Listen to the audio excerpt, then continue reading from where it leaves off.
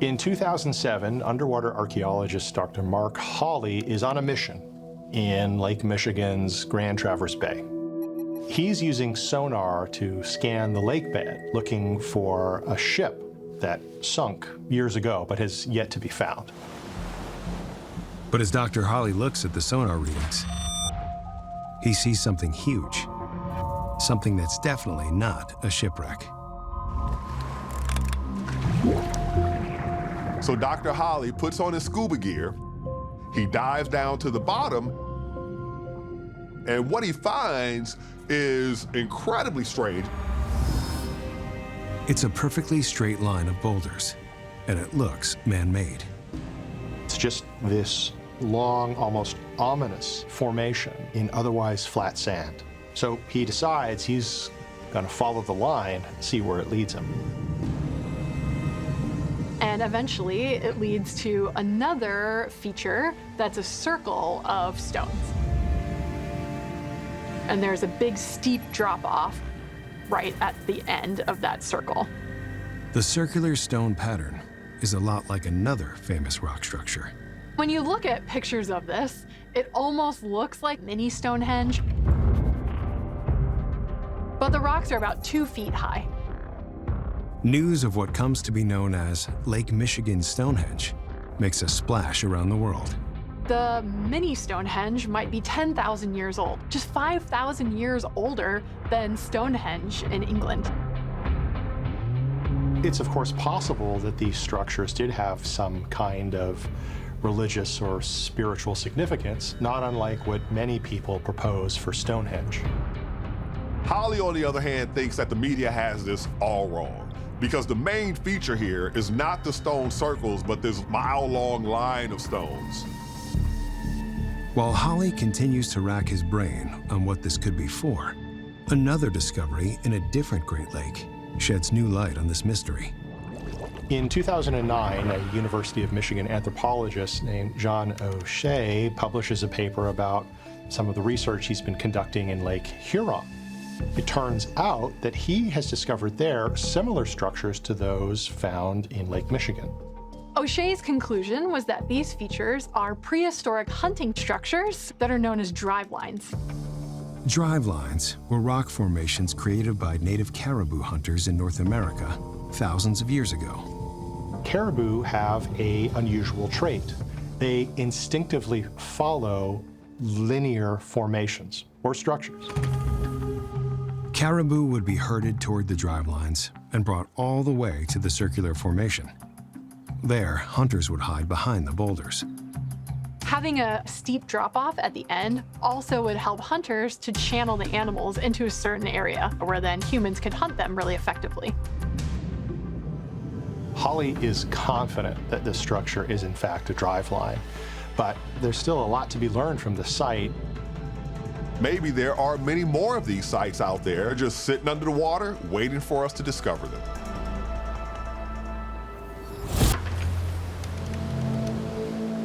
It's 2023, and a British company called Yonaguni is scanning the seafloor of the Mediterranean looking for new oil and gas fields. The ship is 55 miles off the coast of Israel. They're using a robotic vehicle to search a mile below the sea. The robot sends back photos of the ocean floor, which are pretty mundane. But then suddenly, engineers spot something very strange and intriguing. They see a large mound on the seafloor that appears to be full of smaller objects.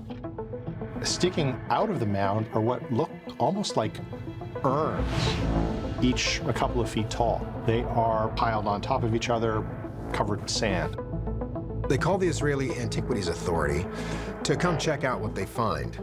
Experts from the IAA look at the images and they conclude that there are hundreds of these urns, and they must have been part of the cargo from a shipwreck. As they do more analysis, it does look like there's a ship below this cargo, and it's about 40 feet long. They quickly try to find a way to recover some of the urns and find out how old they are, so maybe they could understand what the ship is and where it's from. So the IAA works with the company to send down a robotic vehicle that is skilled in handling fragile objects.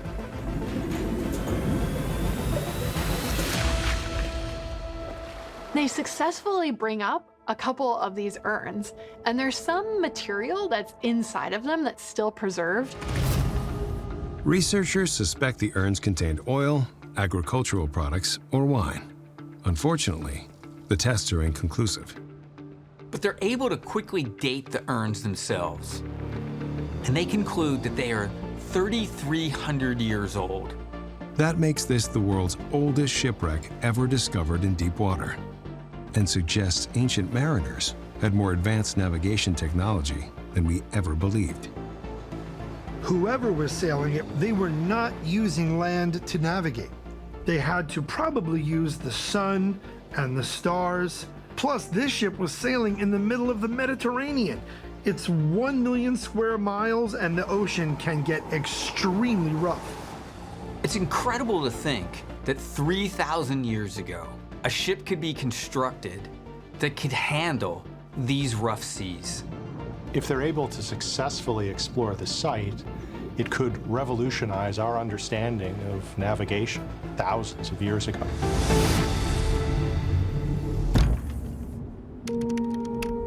Yonaguni Island is the westernmost island of Japan. And scuba divers flock there because it's one of the few places where you can regularly see hammerhead sharks. In 1986, a local diver named Kihachiro Aratake is out one day diving along the coast when he sees something incredible. Aratake is about 15 feet underwater when he encounters a rock structure. And when he looks closer, it looks like this is part of a much larger formation that stretches all the way down to the seafloor. He follows it down, and he really can't believe what he's seeing. Spread out before Aratake is a whole group of formations. The largest structure is almost 80 feet tall and the size of a football field. This particular structure seems to have a form that looks very much like a stepped pyramid, similar to what we see with the civilizations like the Maya, the Aztec, and the Inca. Aratake shares his discovery with a marine geologist named Masaaki Kimura. When Kimura dives the site, he is also struck. It looks man-made. The geometric formations, the clean lines, the flat surfaces, the right angles. Kimura calls the structure the Yonaguni Monument and thinks it could be the remnants of a lost civilization. We've, of course, all heard of Atlantis, but there is another mythical lost city, this one in the Pacific, the Kingdom of Mu. The whole city supposedly sank into the ocean following a natural disaster, but nobody knows exactly where it was. There's a lot of earthquakes in the area, so it's not that hard to think of an earthquake sinking an ancient city. In fact, in April of 1771, an earthquake triggered one of the largest tsunamis in history, which struck the coast of Yonaguni. This makes Kimura think that maybe these ruins are the result from some other similar catastrophe. Others in the scientific community challenge Kimura's ideas. They point out that sandstone, which is common in this area, tends to break off on its own into straight lines and right angles, especially in areas like this with a lot of tectonic activity.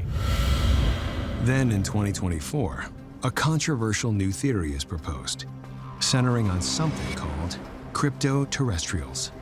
A group of researchers suggests that structures like the one off of the coast of Yonaguni could have been built by intelligent, non-human beings that are hiding here on Earth, what are called crypto-terrestrials. Despite this theory, Masaaki Kimura isn't buying it. But until excavations are done and evidence is offered, speculation about Yonaguni and similar structures is likely to continue.